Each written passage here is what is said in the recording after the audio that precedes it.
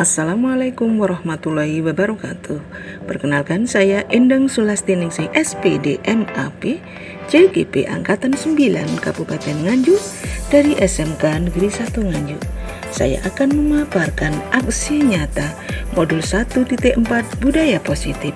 Dalam hal ini saya didukung oleh fasilitator saya Ibu Lili Yuniwinarti dan pengajar praktik saya Bapak Aris Kristiawan.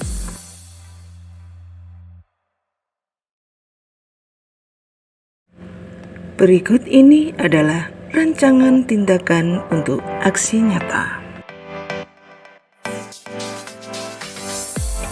yang melatar belakangi aksi nyata modul 1.4 budaya positif adalah adanya murid yang tidak suka peraturan karena selama ini jika mereka melakukan pelanggaran maka akan mendapatkan hukuman dan cenderung akan mempermalukan dirinya.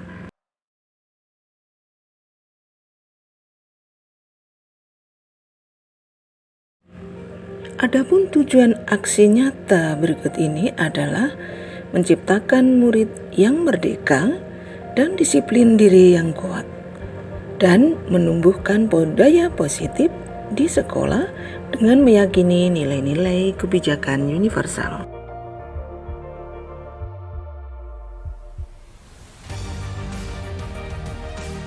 Adapun tolak ukur dalam pelaksanaan aksi nyata ini adalah: yang pertama, terbentuknya keyakinan kelas melalui kegiatan kesepakatan kelas yang dilakukan wali kelas dan siswa. Yang kedua adalah siswa mampu menerapkan dan menjalankan keyakinan kelas yang telah dibuat.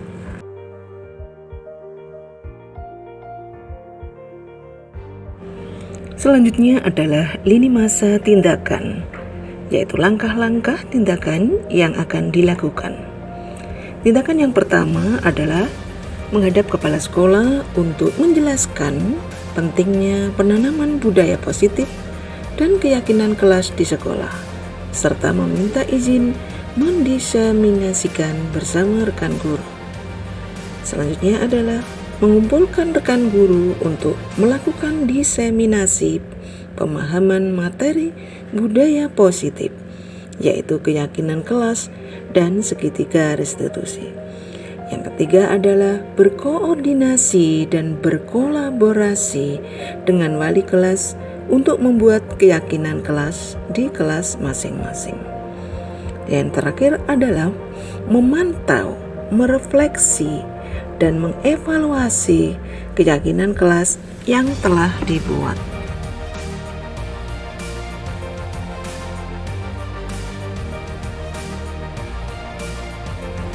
Dalam pelaksanaan aksi nyata modul 1.4 tentang budaya positif, tentu saja membutuhkan dukungan-dukungan dari berbagai pihak.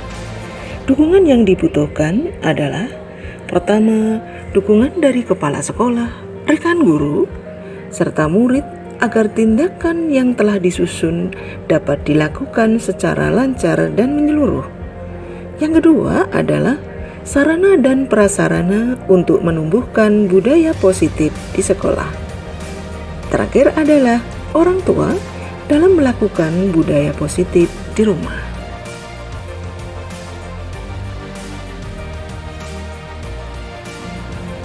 Dan berikut ini merupakan kegiatan diseminasi di sekolah mengenai pemahaman dan pengalaman budaya positif.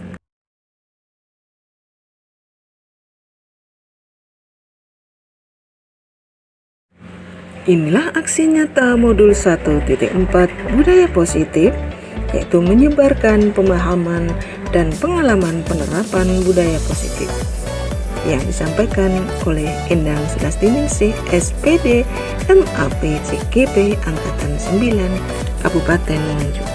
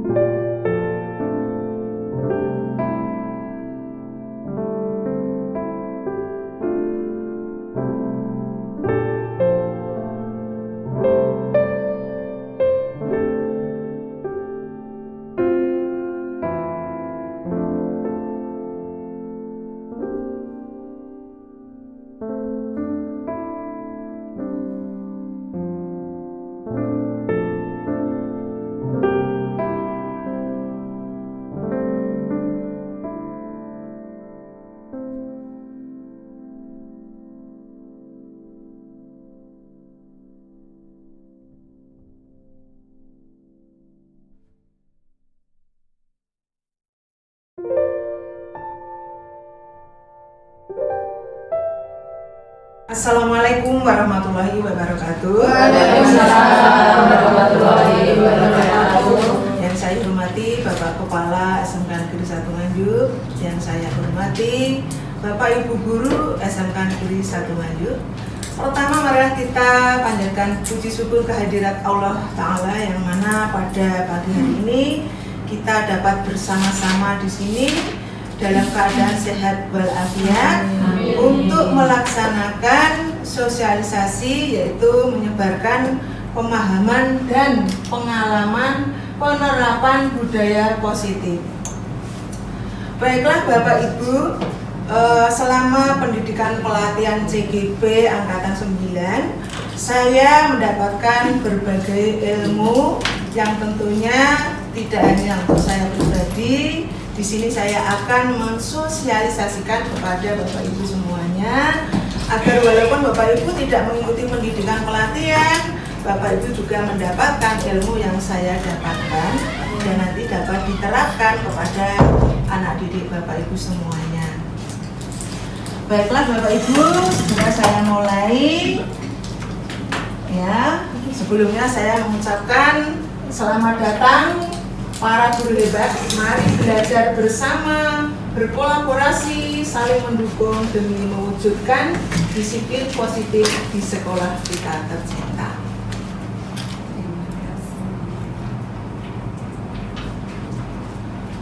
Bapak Ibu, apa yang telah saya dapatkan adalah mengenai budaya positif. Nah, budaya positif itu apa saja? Di sini tercover ya mengenai konsep utama modul budaya positif. Nanti yang akan kita dapatkan adalah yang pertama mengenai perubahan paradigma belajar. Kemudian kita juga akan mendapatkan motivasi perilaku manusia. Yang kemudian disusul dengan adanya keyakinan kelas dan disiplin positif, posisi kontrol restitusi. Kemudian segitiga restitusi, dan yang terakhir adalah kebutuhan dasar manusia. Nah, dari ketujuh ini nanti akan saya sosialisasikan kepada Bapak Ibu semuanya. Nah, yang pertama adalah pembelajaran dengan paradigma baru. Jadi Bapak Ibu, di kurikulum Merdeka ini kita mendapatkan paradigma baru mengenai pembelajaran apabila kita bandingkan dengan saat kita menggunakan kurikulum 2013. Pembelajaran dengan paradigma baru dirancang berdasarkan prinsip pembelajaran yang terdiferensiasi. Apa terdiferensiasi? Nanti Bapak Ibu juga akan paham. Sehingga setiap siswa belajar sesuai dengan kebutuhan dari tahap perkembangannya untuk mewujudkan profil pelajar Pancasila. Jadi kurikulum Merdeka itu ranah utamanya adalah menuju profil pelajar Pancasila. Ya mungkin Bapak Ibu masih ada beberapa item yang lupa ya. Ini saya soal kembali bahwa profil pelajar Pancasila itu meliputi 6.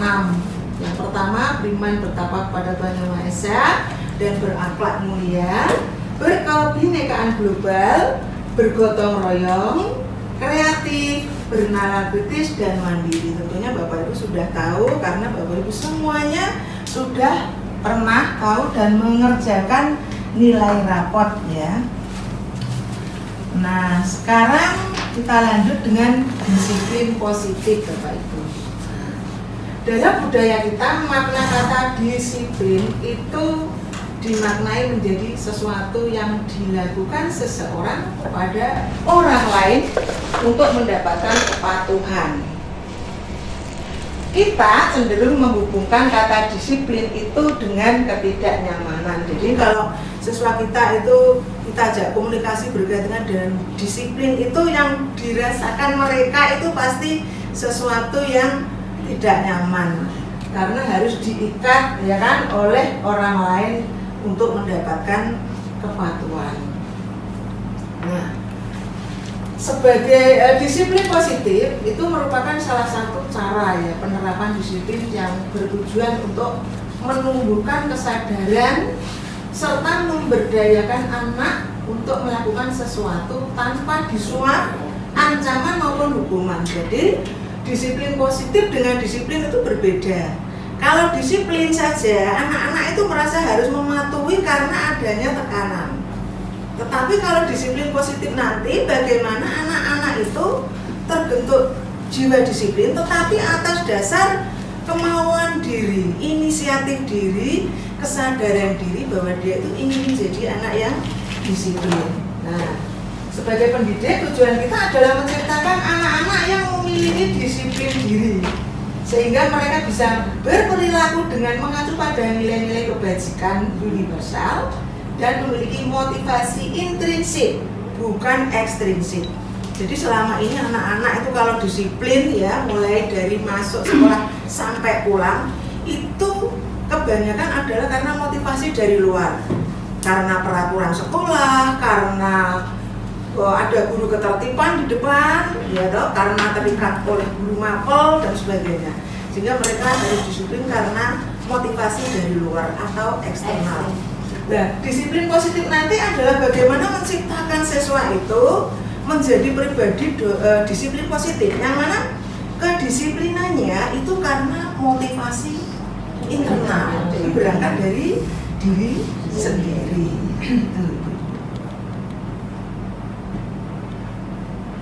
Nah, sebelum kita bicara disiplin positif, pada dasarnya ya manusia itu berkebutuhan dasar. Dari modul yang saya pelajari Bapak Ibu, kebutuhan dasar manusia itu ada 5. Ya. Yang pertama adalah bertahan hidup. Yang kedua, kasih sayang dan rasa diterima. Yang ketiga, penguasaan. Keempat, kebebasan. Dan kelima adalah kesenangan. Nah, kita membentuk disiplin positif itu, ya, disiplin yang berasal dari diri siswa, bukan dari eksternal, itu bisa terbentuk apabila kita memahami, ya, diri siswa itu butuhnya apa. Ya. Kalau siswa melakukan indisipliner itu karena di antara kelima item ini ada yang tidak terpenuhi. Di antaranya adalah mereka itu mungkin indisipliner karena untuk bertahan hidup. Misalnya ada anak yang nggak masuk, ternyata dia itu bekerja sampai larut malam, harus memenuhi kebutuhan hidupnya karena orang tuanya tidak memenuhinya, ya, sehingga dia harus kerja sampai malam. Inilah indisiplinernya karena kebutuhan bertahan hidup. Kemudian kasih sayang dan rasa diterima. Anak itu butuh diterima dalam komunitasnya, butuh perhatian. Kadang-kadang ada siswa itu yang dalam komunitas kelas dia tidak diakui eksistensinya, nggak diterima dalam komunitasnya, dalam circle-nya, sehingga dia membuat satu caper, ya, cari perhatian, ya, supaya dia itu mendapat perhatian atau kasih sayang. Padahal yang dilakukan adalah indisipliner, menyimpang gitu. Kemudian indisipliner itu juga muncul karena penguasaan. Jadi dia itu ingin mendapatkan kekuasaan. Dia ingin diakui, ya. Nah, dia ingin jadi, ya, penguasa, ingin menguasai teman-temannya, gitu. Sehingga dia mungkin membuli dan sebagainya. Itu karena dia ingin berkuasa. Kalau dia tidak punya kebutuhan ingin menguasai teman, ya dia tidak akan menjadi seorang pembuli, karena dia punya jiwa saling menghormati. Kemudian kebebasan. Orang itu butuh bebas. Kalau dia merasa terikat sekali, maka dia akan berontak. Jadi jangan heran kalau ada anak yang dari rumah itu kelihatannya patuh karena dia diikat oleh orang tuanya. Tapi dia juga butuh kebebasan yang dilampiaskan saat dia di sekolah. Di sekolah dia karena terikat di rumah, dia bebas. Mungkin dia merokok dan sebagainya karena di rumah dikekang, sehingga dia indisiplinernya diterapkan di rumah. Kemudian kesenangan. Siswa itu butuh kesenangan Bapak Ibu. Jadi kalau dia melakukan indisipliner, pelanggaran, ada juga karena dia merasa tidak senang, ya. Tidak senang. Ya. Misalnya dia senangnya itu gambar, musik, ya. Kok diajar tanpa adanya kesenangan yang dimunculkan atas mood dia, maka dia akan membuat tingkah sendiri, gambar, ya kan? Nah, kita nggak perlu langsung blame menyalahkan. Kamu belajar kok menggambar saja. Kita nggak tahu bahwa itu kesenangan dia. Nah, bagaimana kita sebagai guru untuk memanfaatkan kesenangan itu dalam menjalankan pelajaran kita? Senangnya gambar ya, berarti dia dalam mengekspresikan pembelajaran ya dengan gambar. Dia nggak mampu dengan kalimat, mungkin begitu. Nah, itu diantaranya Bapak Ibu. Kita lanjut berikutnya. Ini adalah motivasi perilaku manusia.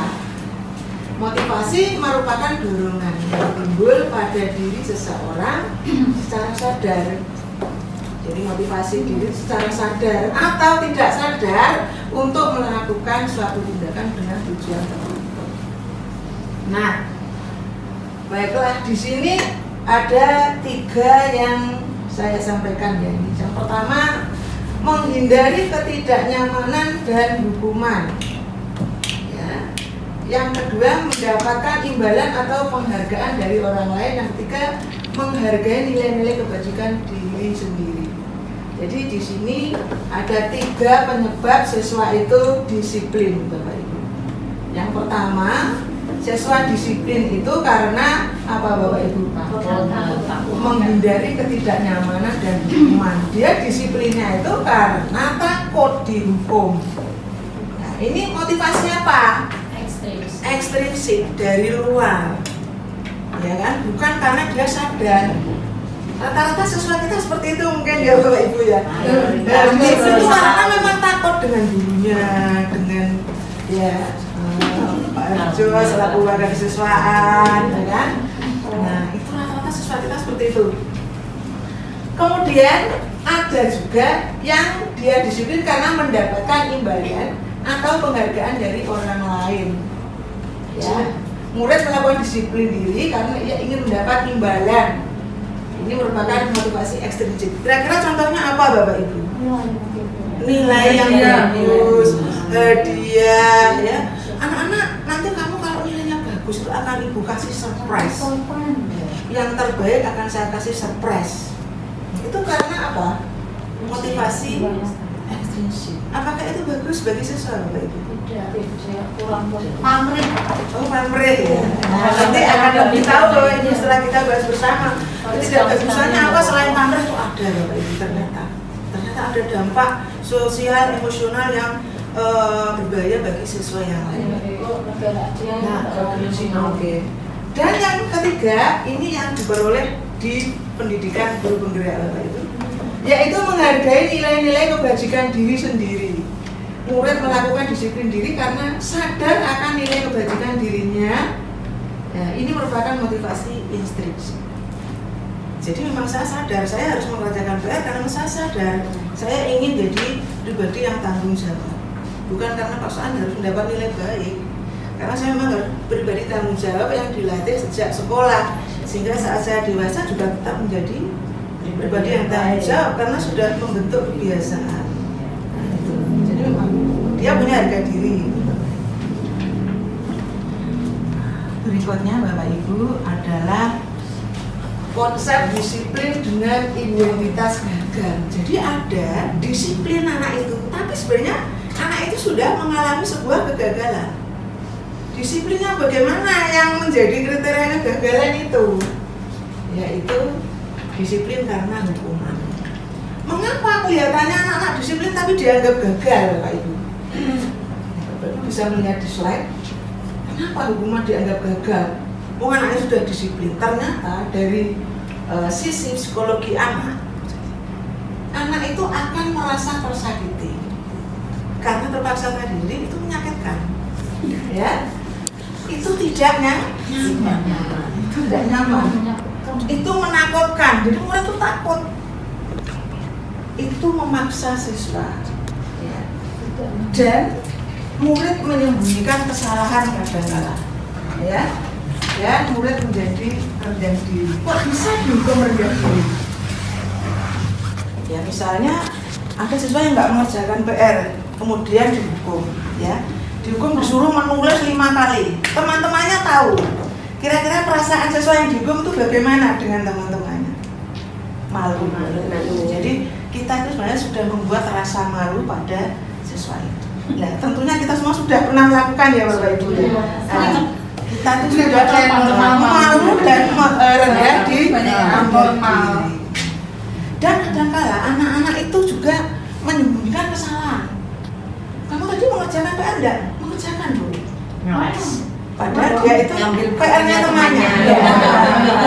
Pas. Ketika dia mencetak anak menjadi pembohong karena rasa takut itu. Jadi memang hukuman itu memberi dampak yang pas terhadap perkembangan psikologi siswa. Nah, sekarang penghargaan. Nah, tadi ya. Jadi penghargaan hadiah itu bagaimana ya? Kira-kira bagus nggak? Oh bagus sih, tapi ya nggak tahu ya bagusnya gimana gitu ya. Bagusnya ya yang merasa berhasil akademisnya merasa senang, bangga dengan dirinya. Tapi apa yang terjadi dengan teman di bawahnya yang minder akademiknya? Biasanya minder. Jadi merasa ada diskriminasi ya, diskriminasi Bapak Ibu. Kita nggak sengaja, ya. Kita nggak sengaja. Sebenarnya sebetulnya saking kertok ada sana yang nonton ke penghargaan Di situ aja. Betul Bapak Ibu. Kecemburuan ya muncul. Iya. Jadi dengan kondisi seperti itu penghargaan itu tidak efektif. Mengapa? Karena merusak hubungan antara teman, sifat iri. Jadi rusak, menimbulkan iri. Ya. Wah, Edi karena dia terbaik ya mesti dapat buku terus. Kita kan enggak. Kita mana pernah dapat buku. Sampai naik kelas 12 enggak pernah. Nah, Sing dicedheki kuwi. ya itu. Wis ben digarap kan ya. Kemudian mematikan kreativitas Bapak Ibu. pengalaman ini komentar. Betul. Memang ini diangkat dari pengalaman yang sudah ada. Ya. Mematikan kreativitas. Males. Seharusnya yang lain itu semangat, akhirnya dia semangat. Paling dia yang cetak apresiasi. Padahal yang akademisnya nggak pandai belum tentu loh dia itu tidak pandai dalam yang lain. Kemudian mendukung dengan sistem ranking. Nah ini kurang tepat ya, makanya kan sekarang tidak ada rankingan. Ya. Karena apa, kalau sudah dewasa itu kita bisa melihat ya, bukti real ya, bahwa anak yang tidak ranking juga belum tentu tidak sukses hanya gitu kan. Jadi bagaimana dia bisa membawa diri, mengembangkan diri saat terjun di masyarakat. Kemudian yang terakhir adalah merampas hak menghargai dirinya.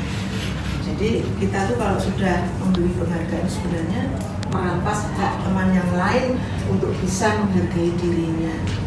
Akhirnya ya teman yang itu merasa nggak ada harga dirinya, hanya yang dapat hadiah Follower. saja gitu. Hanya follower.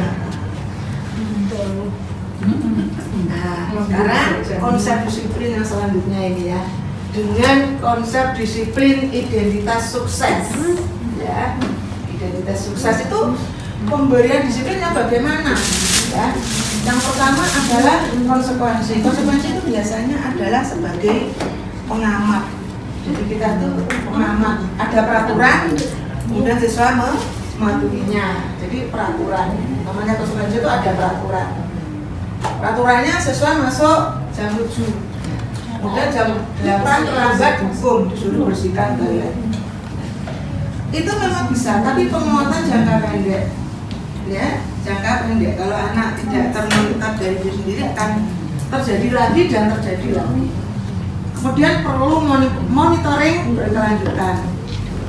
Jadi kalau anak-anak mematuhi peraturan itu karena memang berkelanjutan. Guru harus terus memonitor ya. Stimulus dan respon. Ada stimulus, ada peraturan, ada respon. Anak-anak melakukannya.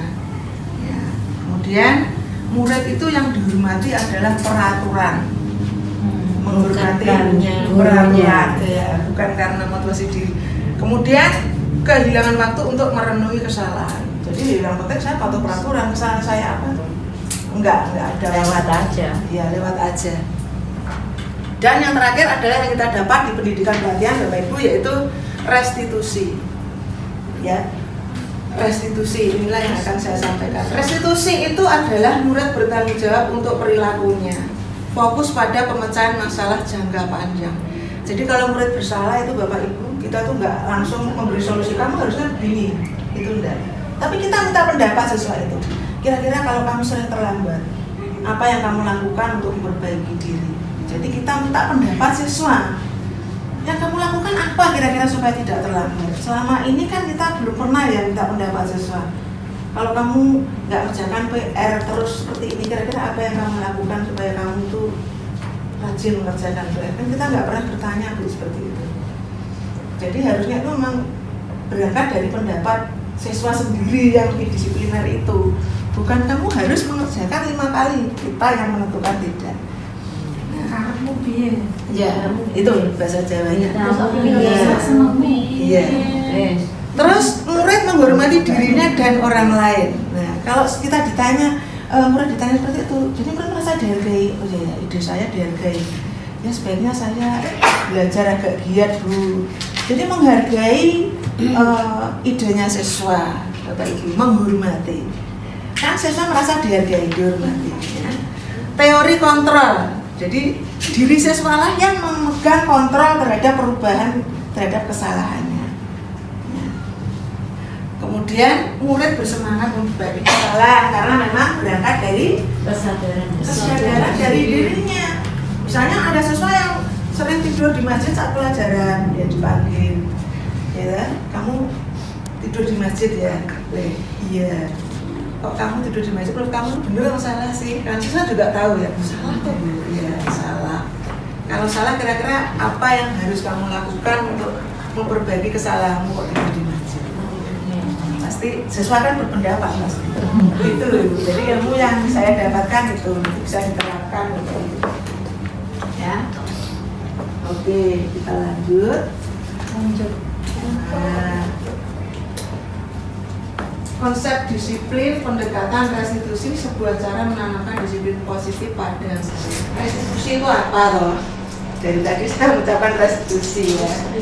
Restitusi adalah proses menciptakan kondisi bagi murid untuk memperbaiki kesalahan mereka sehingga mereka bisa kembali pada kelompok mereka dengan karakter yang lebih kuat, yang memperbaiki kesalahan murid. Ciri-cirinya bagaimana?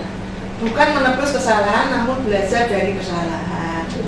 Kayak murid salah, itu bukan harus ditebus kesalahannya dengan menulis berapa kali, tapi belajar dari kesalahan, memperbaiki hubungan, jadi hubungan antar guru, antar teman supaya tetap baik karena nggak merasa dipermalukan, nggak merasa disalahkan. Jadi anak itu ya merasa nyaman.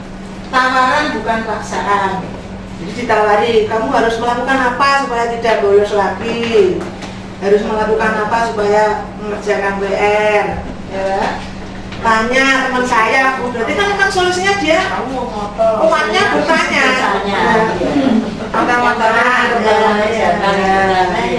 kamu mau motor, nggak mau jalan lagi.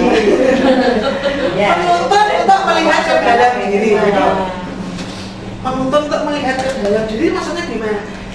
Kan sebagai guru itu kita menuntun toh Bu, jadi tidak hanya mendidik ya, menuntun. Ya dituntun anak-anak tuh melihat ke dalam dirinya, ya, sebaiknya kamu bagaimana, mencari kebutuhan dasar yang mendasari tindakan. Kok kamu indisipliner, kira-kira kamu tuh kenapa ditanya? Butuh kasih sayang atau butuh diakui atau tadi ya kebutuhan manusia tadi, penguasaan atau apa? Pasti anak indisipliner tuh karena dia ada kebutuhan yang tidak tercover.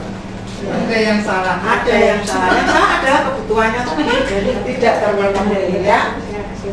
Nah, kemudian fokus pada ini Bapak Ibu, fokus pada karakter bukan tindakan. Jadi bukan tindakan yang disiplin itu yang kita fokuskan, tapi karakter anak itu sebenarnya bagaimana sih kok begitu gitu ya. Dan yang terakhir menguatkan dan fokus pada solusi.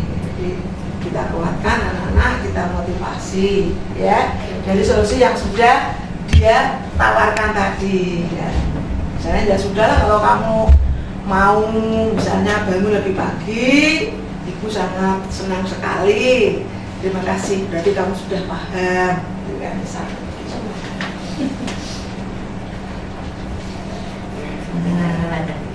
Bu, saya sudah datang, Bu. Saya sudah di sini, Bu. Alhamdulillah. Ini contoh ini Bapak Ibu. Ini contoh perbedaan. Ini contoh ada siswa yang sering tidak mengerjakan PR. Ini ada 3 penanganan ya. Yang ditangani hukuman biasanya guru itu menghukum siswa berupa bendera misalnya, atau guru marah karena nggak upacara, gitu. Itu sudah kita lakukan bukan Bapak Ibu? Sekali nggak upacara ya. Nah, kemudian guru memberikan konsekuensi untuk mengerjakan PR-nya saat istirahat atau dikerjakan sebanyak berapa kali lipat. Itu sudah pernah kan kita Bapak Ibu ya kan? Guru tegas dan siswa menghormati peraturan.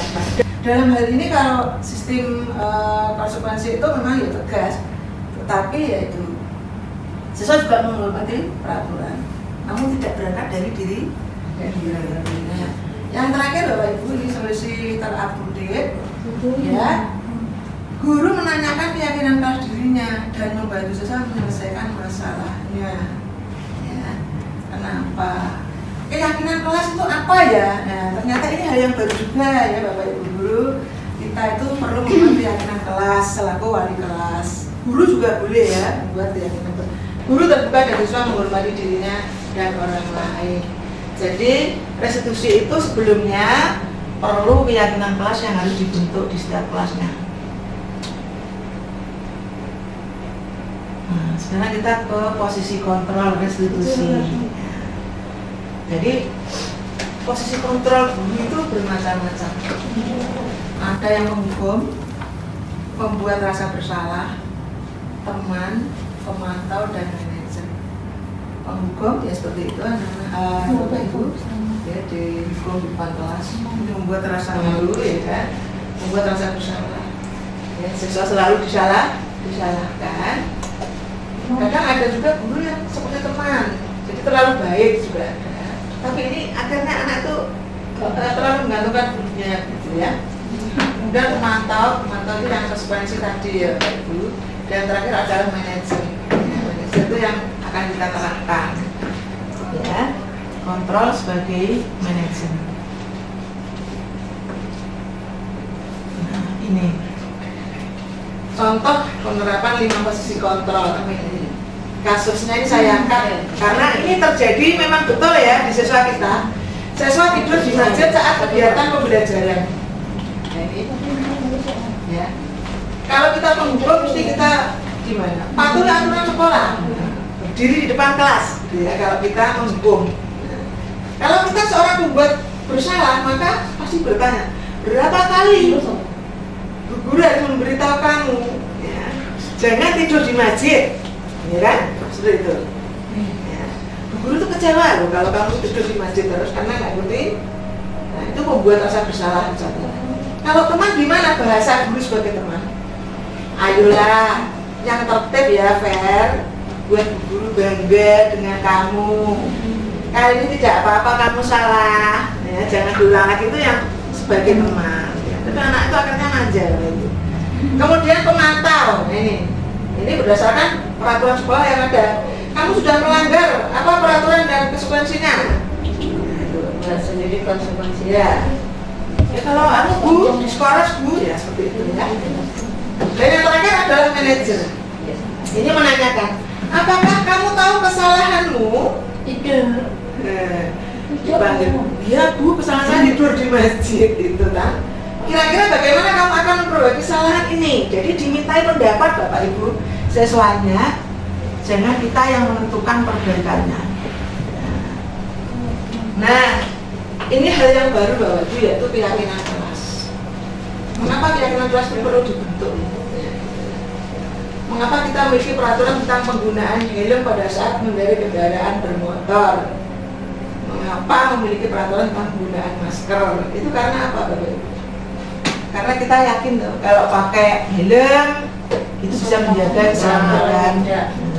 Kalau kita pakai masker menjaga kesehatan, menambah kecantikan. Nah, ini.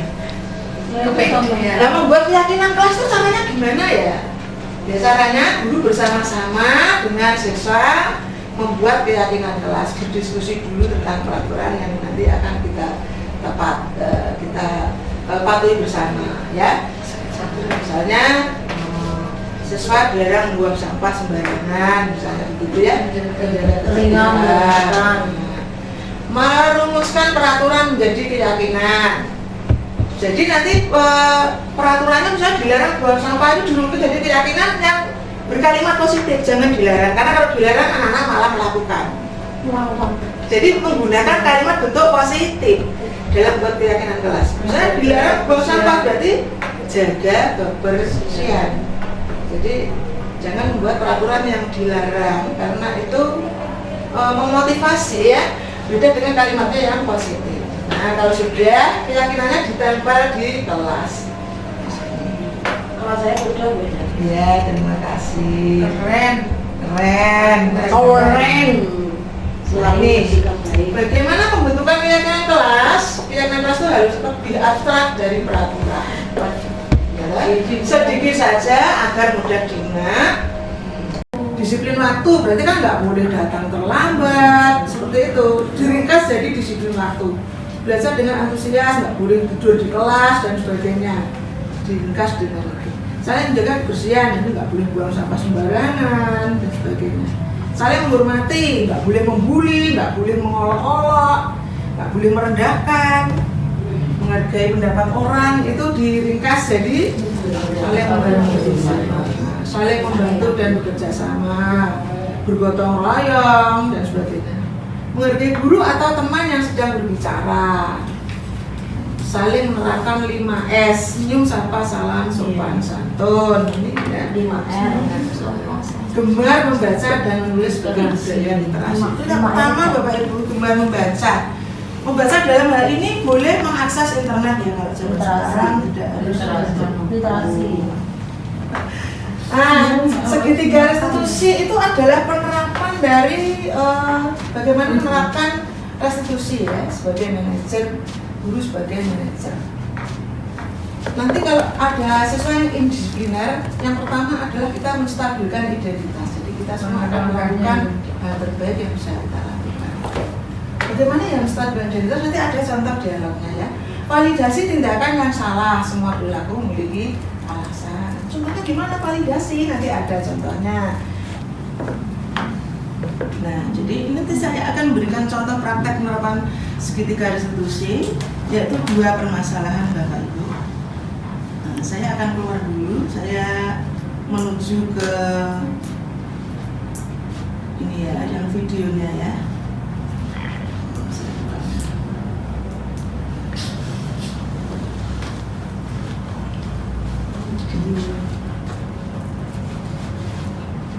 Saya hapus dulu.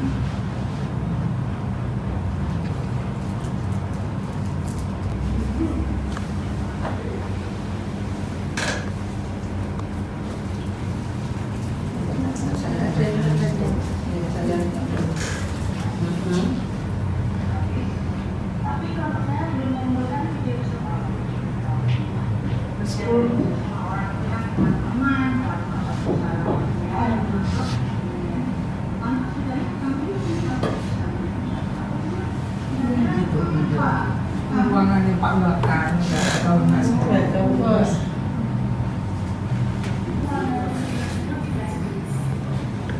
Suaranya.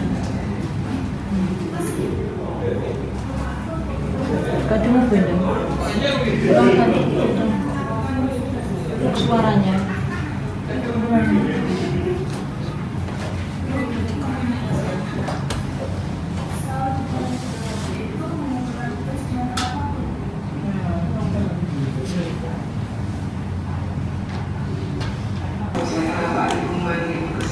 Mungkin berkaitan dengan tugas video presentasi saya. Oke, iya. Tapi seingat itu kelompok kamu kemarin kan sudah presentasi kan? Iya, Ibu benar. Kelompok saya sudah presentasi. Tapi kelompok saya belum mengumpulkan video presentasi. Oke.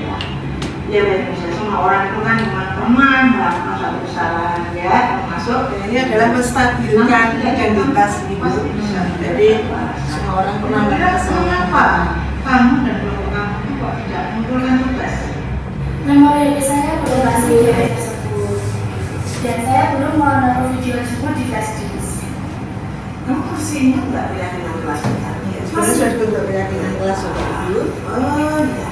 Kalau masih ingat, keyakinan yang kamu lakukan itu sudah sesuai dengan keyakinan kelas kita atau belum? Belum. Kira-kira keyakinan kelas yang mana, Mas? Selalu bertanggung jawab, itu mengumpulkan tugas dengan tepat waktu. Nah, ternyata kamu sudah tahu ya. Lalu ini adalah keyakinan. Menanyakan keyakinan Bapak Ibu ya. Yang pertama, saya meminta maaf Apa karena tidak keyakinan? mengumpulkan tugas video. Kedua, saya tidak akan terlambat lagi Bu untuk mengumpulkan tugas. Dan yang ketiga, kelompok saya akan melakukan Dari ide siswa sendiri ya untuk menyelesaikan masalahnya, bukan dari guru. Baiklah, Ibu sangat mengapresiasi untuk harus diapresiasi ide siswa Bapak Ibu. Kamu boleh kembali. Terima kasih Bu. Sama-sama.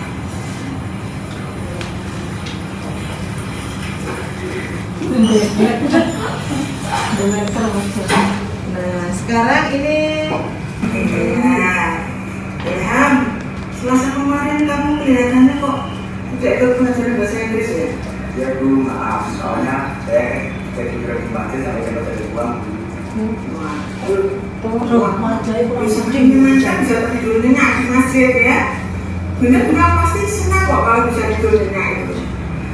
Namun apakah yang kamu lakukan itu sudah sesuai aturan sekolah ya? Nah, ini adalah menstabilkan identitas ya. Ini validasi salah gerakannya. Oke lah. Kamu masih ingat dengan keyakinan sekolah kita? Kira-kira keyakinan yang dilanggar apa? Yang belum kamu terangkan. Tapi mengikuti pembelajaran. Oke. Nah, kira-kira apa yang bisa kamu lakukan agar kamu bisa menerapkan apa yang sudah kamu dapat siswa menawarkan ya? Solusi siswa apa coba? Oke. Mungkin ada yang lain? Praktek restitusi, pelaksanaan segitiga restitusi terhadap 2 kasus. Ya, kasus yang pertama tadi adalah tidak mengumpulkan tugas video, dan kasus yang selanjutnya adalah ya, udah tidur di masjid gitu ya. Dalam penerapan program disiplin positif, hendaknya guru memiliki standar kepribadian profesional dan sosial yang baik, di mana guru mampu berefleksi pada posisi kontrolnya saat ini, bagaimana perjalanan dirinya sebagai seorang among, ya, seorang momong Bapak Ibu guru. Itulah posisi manajer sebagai seorang guru yang menuntun murid-murid menjadi insan yang mandiri, merdeka, dan bertanggung jawab atas dirinya. Baik Bapak Ibu, semoga sesi belajar kita hari ini membawa manfaat. Sampaikan pertanyaan, saya beri waktu, monggo Bapak Ibu. Silakan. Apabila mungkin sudah dirasa jelas, juga sampaikan apakah sudah jelas atau belum Bapak Ibu, silakan. Jelas. Sudah jelas Jelas, Bapak Ibu? sudah jelas, Bu. Baiklah Bapak Ibu, terima kasih.